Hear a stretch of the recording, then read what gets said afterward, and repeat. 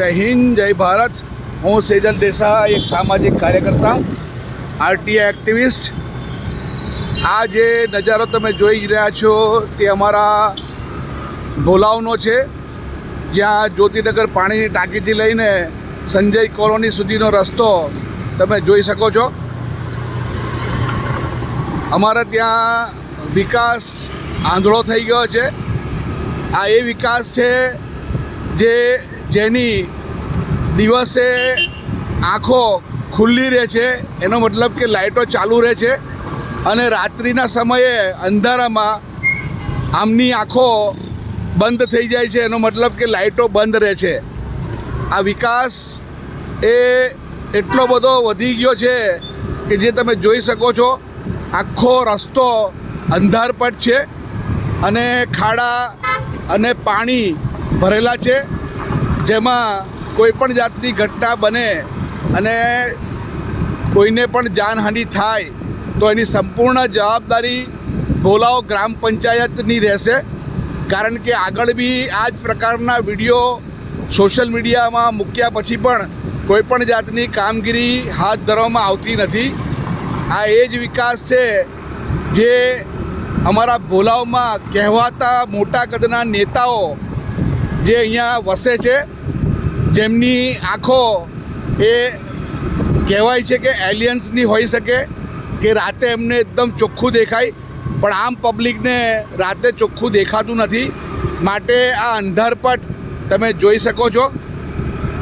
આખો વિસ્તાર લગભગ 38થી વધારે થાંભલા એ અંધારપટમાં છે, જે તમે જોઈ શકો છો। આ આખો રસ્તો એ સંજય કોલોનીથી લઈને ભોલાવનો છે, જ્યાં સંજય કોલોનીથી લઈને જ્યોતિનગર પાણીની ટાંકી અને કોલેજની પાછળનો રસ્તો તમે જોઈ શકો છો, જે આખો જ અંધારપટ છે।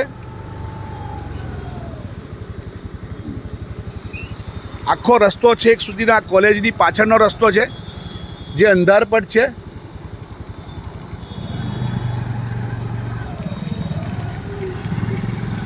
બધી જ લાઇટો અહીંયા આગળ સ્ટ્રીટ લાઇટો બંધ છે। કોઈ પણ જાતની ઘટના ઘટિત થાય તો જવાબદાર કોણ? આ વિકાસ એ એટલો ફળ્યો ફૂલ્યો છે કે જ્યાં વારંવારની આ રજૂઆતો લાઇટોની અને રસ્તાની ખાડાની કરવામાં આવે છે, ત્યાર પછી પણ ભોલાવ ગ્રામ પંચાયત એ કુંભકર્ણની નિંદ્રામાં છે।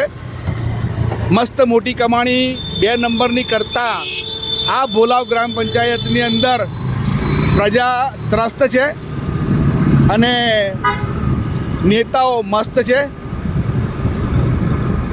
તમે જોઈ શકો છો, આખો જ અંધારપટ રસ્તો છે, છેકથી છેક તમે જોઈ શકો છો। પાણી ભરેલા છે, ખાડા આવે છે, અંધારપટ રસ્તો છે, અને આ અંધારપટની અંદર કોઈ પણ જાતની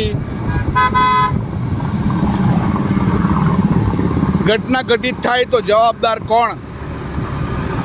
આ મુખ્ય રસ્તો થઈ ગયો છે, જ્યાં હજારો ગાડીઓ દિવસ દરમિયાન જાય છે, રાતે તમે જોઈ શકો છો અત્યારે આટલી અંધારપટની અંદર પણ કઈ પ્રકારનું અવન જવન ચાલુ છે।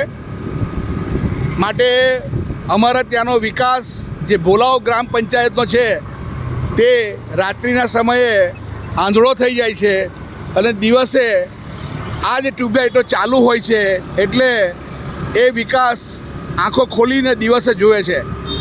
ફરી આવી જ કોઈ ઘટના સાથે મળીશું। જાગતા રહો, ચેતતા રહો, ભ્રષ્ટાચારની સામે અવાજ ઉઠાવતા રહો। અસ્તુ ભારત માતા કી જય, વંદે માતરમ।